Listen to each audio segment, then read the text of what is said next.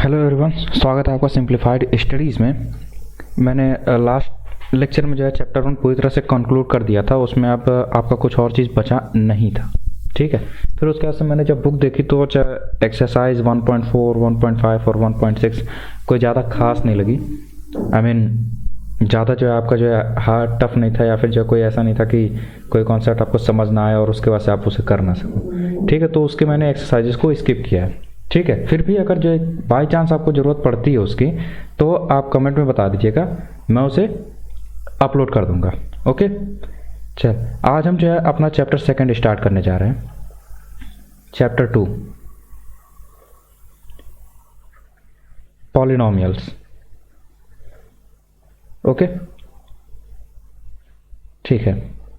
चलो चैप्टर 2 में जो है हम पॉलिनोमियल्स के बारे में पहले चीज़ें पढ़ेंगे, फिर उसके बाद से देखेंगे कि कुछ जो नेसेसरी चीज़ें हैं वो भी मैं बताऊंगा, और कुछ एक्स्ट्रा चीज़ें भी जो आपको होंगी वो भी बताएंगे, ठीक है। तो आप ये ध्यान रखना कि जितने भी चीज़ें बताएंगे, ठीक है, तो पहली चीज़ तो जो है एक तो कॉपी लेके रखना, ठीक है। कॉपी और पेन हमेशा साथ में लेके बैठा करो, ठीक है।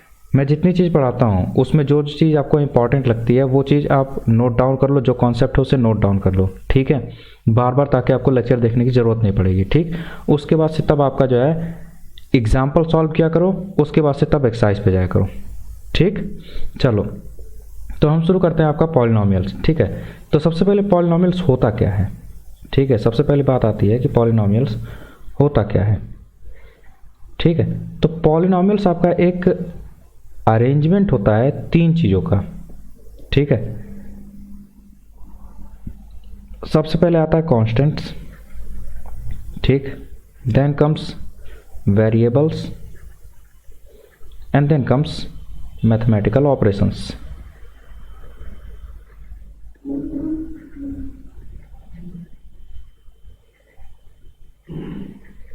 ठीक है। अब देखो तीनों चीज़ें एक बार समझ लो, तीनों का जो डेफिनेशंस बताऊंगा, ठीक है, थोड़ा सा उसको ध्यान से रखना, क्योंकि वो आपके फ्यूचर में आगे हर जगह पे यही चीज़ काम आएगी, ठीक है। ऐसा नहीं हो कि मतलब कि आपको 9th में कोई चीज़ जो है पहले समझा दी गई दूसरी तरीके से, फिर उसके बाद से 11th में जाओ तो आपको दूसरी तरीके से समझाना पड़े, ठीक। ऐसा कुछ नहीं होता। आपके फिजिक्स, केमिस्ट्री, मैथमेटिक्स, हर चीज़ में कांस्टेंट का एक ही डेफिनेशन होता है कि ऐसी कोई भी वैल्यू, ठीक है, जो टाइम्स के अकॉर्डिंग से, ठीक है, चेंज ना की जा सके, ठीक। कोई भी ऐसी वैल्यू जो कि टाइम के अकॉर्डिंग से आपको चेंज ना किया जा सके, ठीक है। फॉर एग्जांपल आपको कोई नंबर ले लो 5, ठीक, 1 घंटे बीत जाएगा तब भी 5 ही रहेगा, 10 साल बीत जाएंगे या फिर जो है हज़ारों साल बीत जाएंगे तब भी 5 ही रहेगा, ठीक है। इसकी कोई वैल्यू चेंज नहीं हो सकती है, ठीक। दूसरा केस जो आता है आपका वेरिएबल्स, ठीक है। वेरिएबल्स क्या होते हैं, आपकी ऐसी वैल्यूज होती हैं जो कि टाइम और सिचुएशन के हिसाब से, ठीक है, टाइम एंड सिचुएशन या फिर कह लो टाइम एंड नीड के हिसाब से आप इसको चेंज कर सकते हो, दे कैन बी चेंज,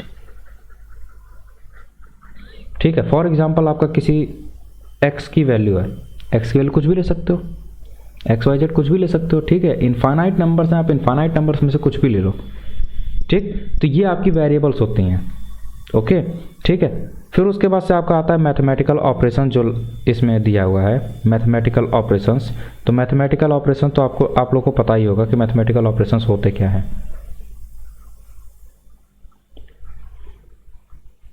ठीक है। मैथमेटिकल ऑपरेशंस क्या होते हैं, सिंपल जो आपके plus, minus, multiplication, division, under root, ठीक है, ये सारे आपके जो है आपके मैथमेटिकल ऑपरेशंस होते हैं। ये बेसिकली अर्थमेटिक ऑपरेशन होते हैं, ठीक है। इन्हें हम अर्थमेटिक ऑपरेशन कहते हैं क्योंकि ये नंबर्स पे जो यूज़ होते हैं, ठीक है।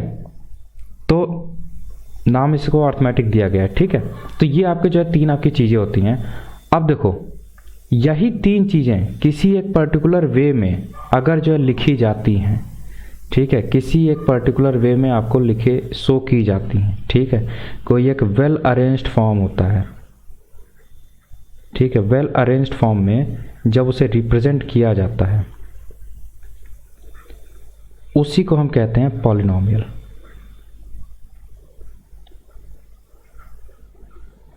उसी को हम कहते हैं पॉलिनॉमियल। ठीक, एग्जाम्पल के तौर पे क्या हो जाएगा, फॉर एग्जाम्पल अगर हम लेना चाहें तो एग्जाम्पल के तौर पे आप ले सकते हो जैसे कि 2x² प्लस 7y प्लस 9। ठीक, अब देखो यहाँ पे एक चीज़ और समझ लो, ये आपका है तो पॉलिनॉमियल, ठीक है, नो डाउट ये आपका पॉलिनॉमियल है, ठीक है। बट कई केसेस ऐसे होते हैं कि पॉलिनॉमियल होता है कि नहीं होता है, ये क्वेश्चन आपका पूछा जाता है, ठीक है। मतलब कई जगहों पूछा क्या जाता है कि आप बताओ कि जो दिया हुआ वो पॉलिनॉमियल है एक्चुअली में कि नहीं है, ठीक है, ये क्वेश्चन पूछ दिया जाता है। ठीक, तो उसका तरीका क्या होगा वो मैं आपको बाद में बताऊंगा। अभी हम यहाँ पे एक और चीज़ देखेंगे कि पॉलिनॉमियल के फर्दर दो डिविजन्स होते हैं, ठीक है। पॉलिनॉमियल के दो फर्दर डिविजन्स होते हैं, एक कहते हैं हम एक्सप्रेशन और एक कहते हैं इक्वेशन, ठीक है। अगर जो है थोड़ा सा ब्रॉड वे में अगर देखा जाए, ठीक है, तो एक और टाइप होता है इन इक्वेशन। इन इक्वेशन आपका जो है, जो इनइक्वालिटी आपने पढ़ी थी, क्या नाम है, ट्रायंगल्स में, इनइक्वालिटी आप पढ़ोगे ट्रायंगल्स में, ठीक है, उसमें आपका ग्रेटर देन और लेस देन का साइन आपका आता है। तो ये साइन आपका किसी पर्टिकुलर इक्वेशन में आते हैं तो उसे हम इन इक्वेशन कह देते हैं, ठीक है। अब देखो पहले इन तीनों चीज़ के बीच में डिफरेंस देख लो। एक्सप्रेशन में आपका केवल एक सिंगल जो पॉलिनॉमियल होता है, मतलब कि LHS और RHS, लेफ्ट हैंड साइड और RHS राइट हैंड साइड की बात नहीं होती है, ठीक है। वहीं पे इक्वेशन में दो पर्टिकुलर वैल्यूज़ को इक्वल दिखाया जाता है इक्वल की साइन से, ठीक। और इन इक्वेशंस में क्या होता है कि इक्वल की जगह पे आपके ये साइन आते हैं, ठीक। तीनों का मैं एग्जांपल दे दे रहा हूँ आपको, ठीक है, तीनों का एक एक एग्जांपल दे दे रहा हूँ तो आपको समझ में आ जाएगा ज़्यादा। अगर जैसे ऊपर वाली इक्वेशन है, अगर यहाँ पे लिखा है simple 2x² plus 7y plus 9, ठीक है, इसे हम कहेंगे एक्सप्रेशन, ठीक है। ये आपकी जो चीज़ है ये है एक्सप्रेशन, ठीक। वहीं पे आपका अगर है 2x² plus 7y plus 9 equal to कोई पर्टिकुलर और इक्वेशन ले लो, यानी कि मान लो है 2y प्लस 14, ठीक है। अब इस पर्टिकुलर टाइम पे ये आपकी है इक्वेशन, ठीक। और वहीं पे अगर हम जो है 2x² plus 7y plus 9 is less than 2y plus 14 या फिर ग्रेटर देन 2y प्लस 14, दोनों में से कोई भी साइन, ठीक है। साइन तो अभी इसके चार हो जाते हैं, एक आपका होता है लेस देन और इक्वल टू और एक होता है ग्रेटर देन और इक्वल टू, ठीक है। नीचे अगर एक बार है तो इसका मतलब कि वो या तो इक्वल भी हो सकता है या तो उससे छोटा या फिर उससे बड़ा हो सकता है या उससे के बराबर हो सकता है, ठीक। ये मतलब तो खैर ये बाद में आएगा आपके। ये पर्टिकुलर आपका जो टाइप ऑफ इक्वेशन दिया है ये हो जाएगा इन इक्वेशन, ये पॉलिनॉमियल आपका इन इक्वेशन कहलाएगा, ठीक है। तो बेसिकली जो हम पॉलिनॉमियल्स में बात करते हैं वो हम एल्जेब्रिक एक्सप्रेशंस की बात करते हैं, ठीक है। सिंपल नॉर्मल पॉलिनॉमियल्स में हम एक्सप्रेशंस की बात करते हैं, ठीक है।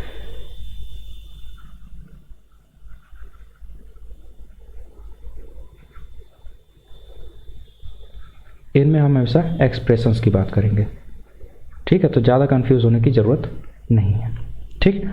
अब देखो कुछ बेसिक टर्म्स आपके आते हैं फिर पॉलिनॉमियल में, ठीक है। कुछ आपके बेसिक ऐसे टर्म्स आते हैं जो कि मतलब आपको जानना बहुत ही ज़रूरी होता है, ठीक है, बहुत ही ज़्यादा ज़रूरी, ठीक।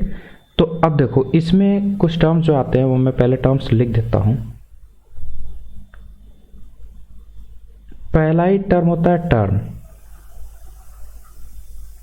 ठीक है, पहला ही होता है टर्म्स, ठीक। दूसरा आपका वर्ड होता है कोएफिशिएंट, ठीक है। तीसरा वर्ड आपका होता है डिग्री, ठीक है। चलो इन तीनों को हम समझ लेते हैं। टर्म्स क्या होता है कि मैथमेटिकल ऑपरेशन से, ठीक है, जिसे भी हम सेपरेट करते हैं, ठीक है, values separated bye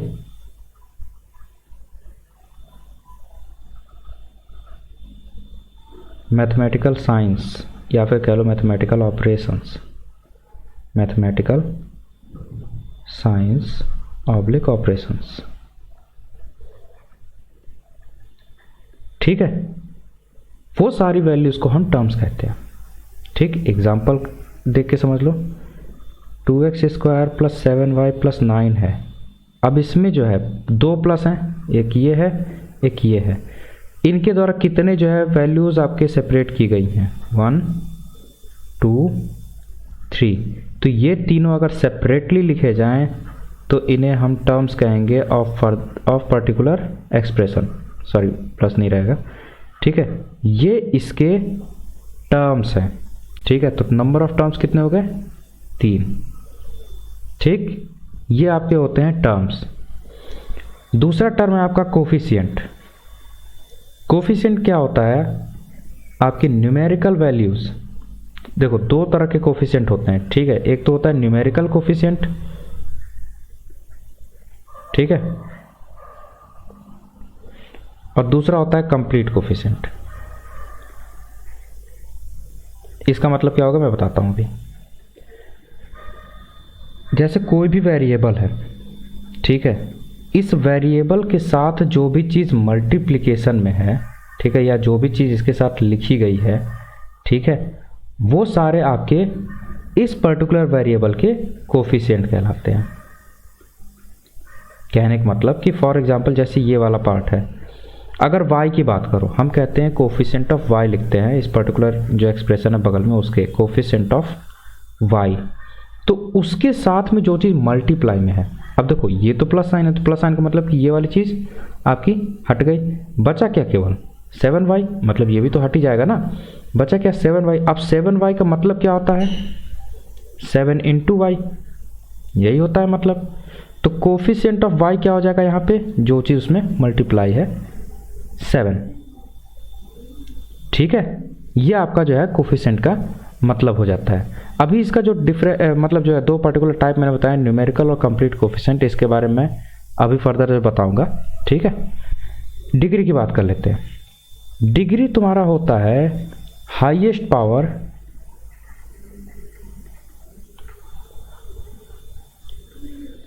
raised to the variable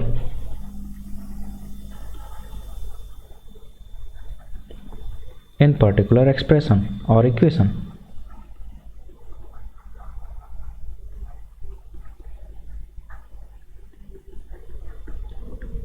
ठीक है, ये डिग्रीज होती हैं। ओके, चलो अब बात कर लेते हैं पहले कोफिशिएंट का। ठीक है, पहले हम बात कर लेते हैं कोफिशिएंट का। जो मैंने दो टाइप बताए हैं उनको मैं क्लैरिफाई कर देता हूँ। कोफिशिएंट में देखो, एक तो आता है कंप्लीट कोफिशिएंट। ठीक, कंप्लीट कोफिशिएंट का मतलब क्या है, देखो कंप्लीट कोफिशिएंट का मतलब क्या है कि जो भी उस वेरिएबल में मल्टीप्लाई हो, all values multiplied in the particular variable.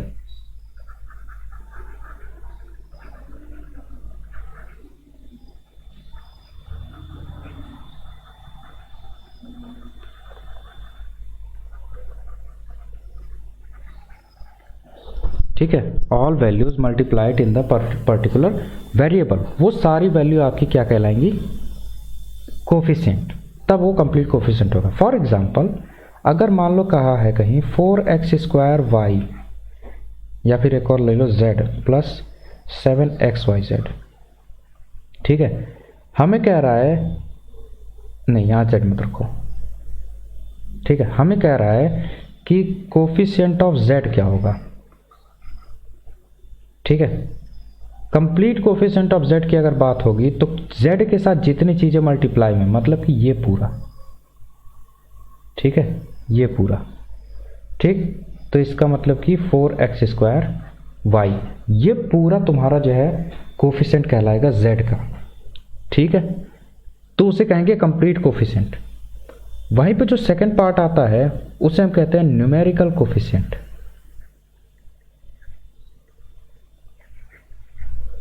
ठीक है, न्यूमेरिकल कोफिशिएंट। न्यूमेरिकल कोफिशिएंट में क्या होता है, केवल जो न्यूमेरिक वैल्यू होती है, न्यूमेरिक वैल्यू की अगर बात करते हैं, ठीक है, केवल वही आपका कोफिशिएंट में आता है। ठीक, जैसे कि अगर जो है यहाँ पे न्यूमेरिक कोफिशिएंट ऑफ z की अगर बात की जाए, न्यूमेरिक कोफिशिएंट ऑफ z, तो वो हो जाएगा केवल और केवल 4, मतलब कि नंबर वाली वैल्यू।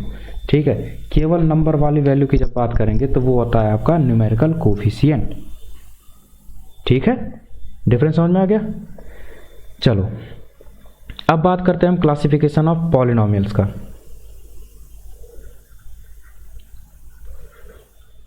क्लासिफिकेशन ऑफ पॉलिनोमियल, इसके बाद से कुछ स्पेशल टाइप ऑफ पॉलिनोमियल होते हैं वो भी देखेंगे। ठीक है, देखो क्लासिफिकेशन ऑफ पॉलिनोमियल आपके दो बेसिस पे होते हैं। पहला टर्म्स के बेसिस पे होते हैं, नंबर ऑफ टर्म्स कितने हैं। ठीक है, और दूसरा आपका डिग्री के बेसिस पे होता है। ठीक है, चलो नंबर ऑफ टर्म्स में अगर जो है टर्म्स की वैल्यू केवल 1 है, यहाँ पे हम देखो दो कॉलम बना लेते हैं, एक पहले नंबर ऑफ टर्म्स, उसके बाद से क्या नाम देते हैं उसे, नंबर ऑफ टर्म्स, और उसके बाद से नेम क्या देते हैं। ठीक है, नंबर ऑफ टर्म्स अगर 1 होता है तो उसे हम नाम देते हैं मोनोमियल। ठीक, नंबर ऑफ टर्म्स अगर 2 होता है तो उसे हम कहते हैं बाइनोमियल। नंबर ऑफ टर्म्स 3 होता है तो उसे हम कहते हैं ट्राइनोमियल। और बेसिकली जो है नंबर ऑफ टर्म्स 3 से जब ज़्यादा होता है तो उसे ही हम कहते हैं पॉलिनोमियल।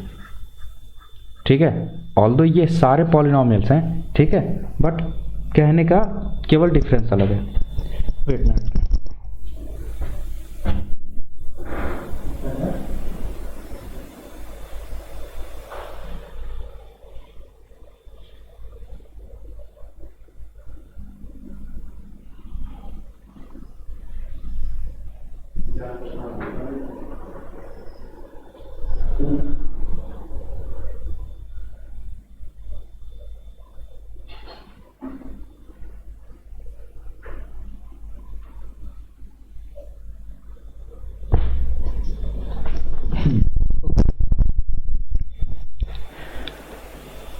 ठीक है, सॉरी फॉर डिले। हाँ ठीक है, नंबर ऑफ टर्म्स की बात करते हैं। नंबर ऑफ टर्म्स जो है मतलब अगर 1 है तो मोनोमियल, 2 है तो बाइनोमियल, 3 है तो ट्राइनोमियल। ठीक है, बाकी उससे ज़्यादा होगा तो उसे हम पॉलिनोमियल कहते हैं। ठीक, उसके बाद से बात करते हैं डिग्री की। ठीक है, डिग्री की वैल्यू देखते हैं हम कि मतलब डिग्री कितनी है, और उसके बाद से उसकी नेमिंग करते हैं। ठीक है, अगर डिग्री 1 है मतलब हाईएस्ट पावर तुम्हारी इक्वेशन की 1 है। ठीक है, अभी इसको मैं एक्सप्लेन करूंगा कि डिग्री कैसे होती है, कैसे निकालते हैं। ठीक है, तो इसे हम कहते हैं लीनियर इक्वेशन या फिर लीनियर पॉलिनोमियल। ठीक, डिग्री 2 है तो उसे कहेंगे हम क्वाड्रेटिक, डिग्री 3 है तो इसे हम कहेंगे क्यूबिक। ठीक, डिग्री अगर 4 होते तो इसे हम नाम देते हैं बाई क्वाड्रेटिक। ठीक है, इसके आगे का आपको केवल सिंपल पॉलिनोमियल होता है, पॉलिनोमियल ऑफ हायर डिग्री कहते हैं उसे हम। ठीक है, तो ये क्लासिफिकेशन ऑफ पॉलिनोमियल्स था। ओके, ठीक है, अब इसके बाद से हम बात करते हैं कि डिग्री फाइंड कैसे करते हैं। ठीक है, ठीक है, हाउ टू फाइंड डिग्री।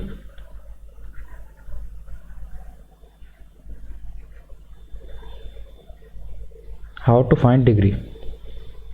ठीक है, मतलब हम डिग्री क्या करते हैं। ठीक, देखो अब क्या होता है कि जैसे देखो कोई इक्वेशंस दी होती है। ठीक है, कोई इक्वेशन अगर दी है तो अब उसके बाद से अगर डायरेक्टली अगर पूछ दिया जाए कि हाँ मतलब जो है उसकी डिग्री आप कैसे निकालोगे। ठीक है, तो उसके लिए जो है देखो क्या तरीका होता है कि जैसे कि आपको मैंने बताया हाईएस्ट पावर होती है। ठीक है, हाईएस्ट पावर। ठीक, हाईएस्ट पावर में आप देखो जैसे कि मान लो अगर सिंपल इक्वेशन दिया 4x² + 7x + 2 = 0। इसमें वेरिएबल की हाईएस्ट पावर क्या है, तो पहले तो वेरिएबल पता होना चाहिए। वेरिएबल क्या है तुम्हारा x, और इसकी हाईएस्ट पावर कितनी है 2। तो पूरे इस इक्वेशन की डिग्री कितनी हो जाएगी 2 हो जाएगी, ठीक है। बट इन द केस मान लो, अब जैसे देखो पॉलिनोमियल ये तो आपका वेरिएबल में है, on the basis of variable देखा जाए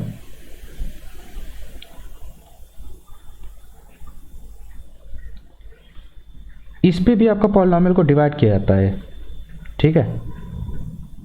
एक होता है आपका 1 वेरिएबल, ठीक है, दूसरा आपका होता है 2 वेरिएबल, ठीक। और इसके बाद से जितने होते हैं, ठीक है, इसके बाद से जितने होते हैं उन्हें हम कहते हैं मल्टी वेरिएबल, ठीक है। तो 1 वेरिएबल की अगर बात करो तो 1 वेरिएबल में आपका केवल एक ही वेरिएबल होता है, सिंगल वेरिएबल, ठीक है। मतलब कि कोई एक पर्टिकुलर वेरिएबल होगा, जैसे कि x हो गया, ठीक है, तो हर जगह आपके पूरे इक्वेशन में x ही रहेगा, ठीक। ऐसा नहीं है कि आपका x के साथ में कोई और वेरिएबल ऐड हो जाएगा, ठीक है। तो वो आपका सिंगल वेरिएबल होता है। फिर उसके बाद से 2 वेरिएबल होता है, जब इसमें 2 वेरिएबल्स का इन्वॉल्वमेंट होता है, ठीक है। नंबर ऑफ वेरिएबल्स अगर 2 हो जाते हैं, इसका एग्जांपल दे देता हूँ कि मान लो कि आपका 7x² plus 2xy plus 9y है, ठीक है। तो अब इसमें देखो वेरिएबल्स की अगर बात करो तो वेरिएबल्स कौन कौन से हैं इसमें, x और y दोनों हैं। तो इसका मतलब कि कौन सा, मतलब किस टाइप का इक्वेशन है, 2 वेरिएबल इक्वेशन है, ठीक है। तो ये सारी चीज़ें आपको पता होनी चाहिए, ठीक। तो अब देखो ये बताने का मतलब क्यों, मतलब बताना ज़रूरी था। अगर मान लो पॉलिनोमियल तुम्हारा दिया हो 7x² plus 2xy plus 9y² plus 3x² equal to 0, इस पर्टिकुलर इक्वेशन में आपकी डिग्री कितनी होगी, ठीक है। इस पर्टिकुलर इक्वेशन में डिग्री कितनी होगी। अब देखो पहली बार कभी भी आंसर देने से पहले कॉन्सेप्ट जो था वो याद रखना, ठीक है। कॉन्सेप्ट क्या बताता था, डिग्री क्या होती है, हाईएस्ट पावर ऑफ वेरिएबल,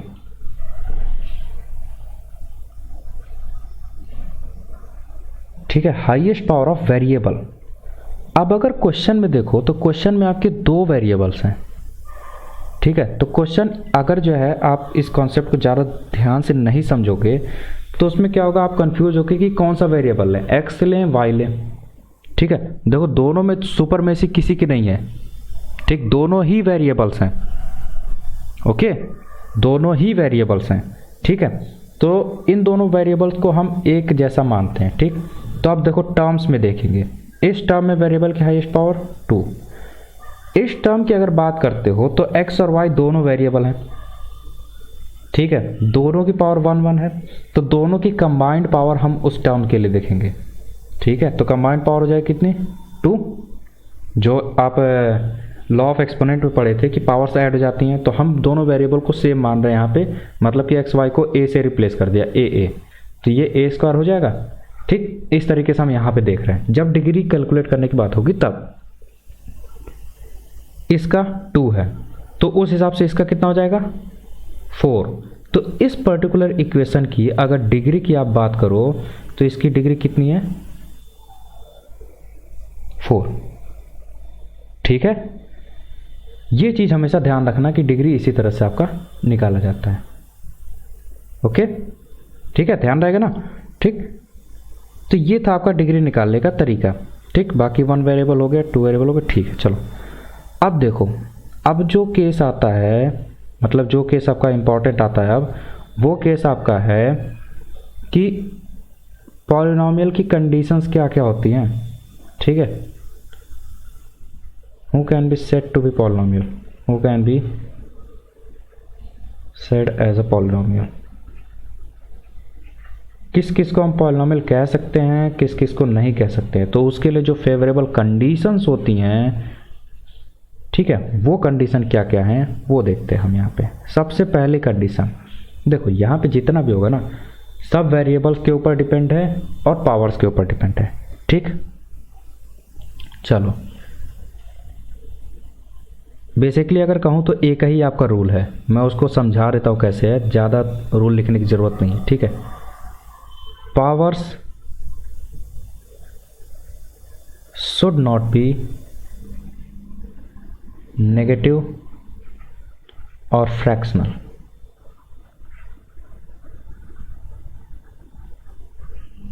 ठीक, यही कंडीशन है और यही कंडीशन खत्म हो जाता है। ठीक, अब मैं इसे एक्सप्लेन कर देता हूं कि क्या है ये कंडीशन। ठीक है, कह रहा है इसमें power should not be negative और फ्रैक्शनल।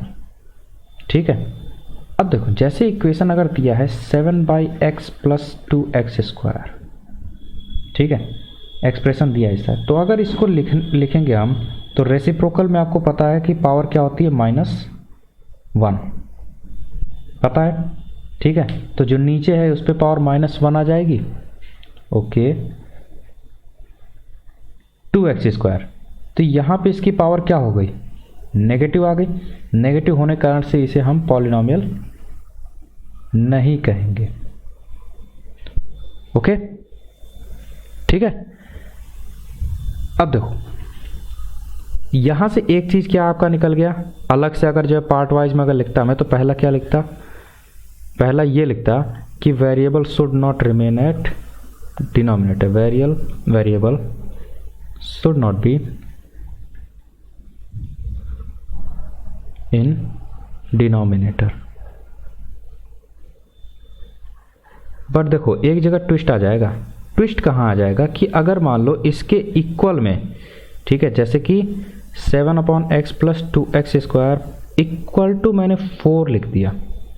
अब यहाँ पे ये पॉलिनोमियल हो जाएगा।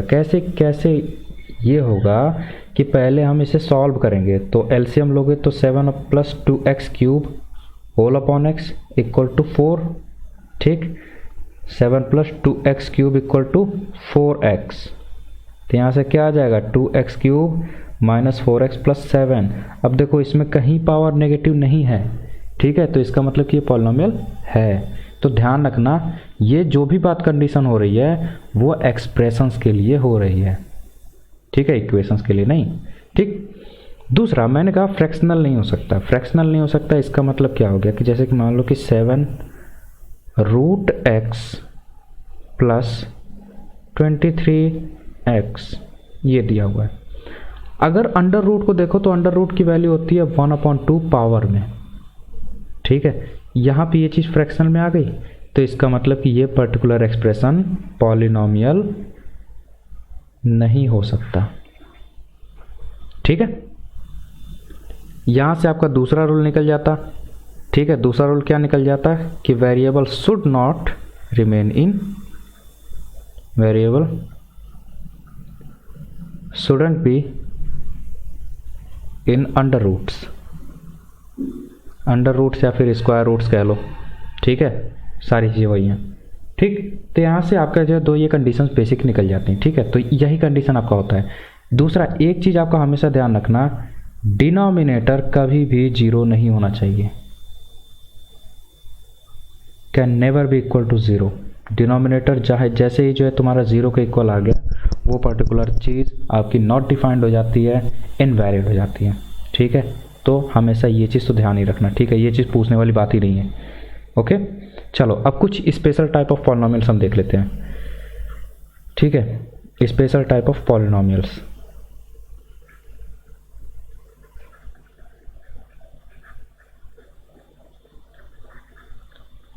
पहले अगर पॉलिनोमियल की बात करें तो होता है कांस्टेंट पॉलिनोमियल।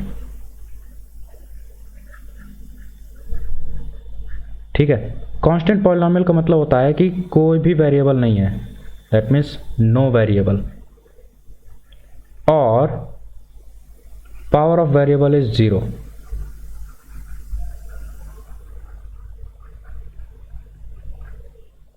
ठीक है, अब देखो एग्जांपल में कोई भी कांस्टेंट नंबर ले लो, यानी all constant numbers are constant polynomials. ठीक, एग्जांपल तौर पे 5 है, 5 के पास में x की अगर रख देते हैं तो x की पावर 0 है, ठीक है। x की पावर 0 मतलब किसी का भी पावर अगर 0 होता है, पावर इक्वल टू 0 आता है किसी भी नंबर का, तो उसकी अल्टीमेट वैल्यू क्या हो जाती है 1, यानी 5 × 1 क्या आ जाएगा 5, ठीक है। तो ये आपका कांस्टेंट पॉलिनॉमियल होता है।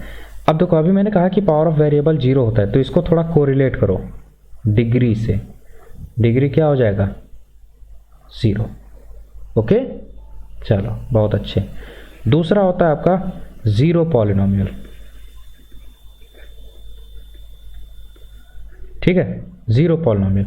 तो ज़ीरो पॉलिनॉमियल जो होता है कंप्लीट वैल्यू ही इसकी 0 होती है, कंप्लीट वैल्यू इक्वल टू 0, यानी कि सिंपल आपका 0 भैया, यही आपके ज़ीरो पॉलिनॉमियल कहलाते ही हैं, ठीक है। अब देखो कंप्लीट वैल्यू इसकी 0 है, तो 0 के साथ में अगर मान लो हमने x लगाना चाहा, x की पावर हमने 99 रख दी, क्या कोई फ़र्क पड़ेगा? नहीं, क्योंकि इसकी वैल्यू 0 है ऑलरेडी, ठीक है। तो अब यहाँ से अगर कोरिलेट करोगे थोड़ा सा, तो इसकी डिग्री कितनी आ जाएगी? Infinite, that means it is not defined, ठीक है। तो ये चीज़ें आप जो है ध्यान रखना, यही दो basic special type of polynomials होते हैं, ठीक है, जिसे आपको हमेशा ध्यान रखना है, ओके। चलो यहाँ तक आज के लिए बहुत है, ठीक है। आज पहले आप इतना कवर करो, इसको रिवाइज करो, कॉन्सेप्ट समझ लो, ठीक है। इसके बाद से चीज़ जो होंगी वो बहुत ही इंपॉर्टेंट शुरू होंगी, ठीक है। चलो तब तक के लिए अपना ध्यान रखना।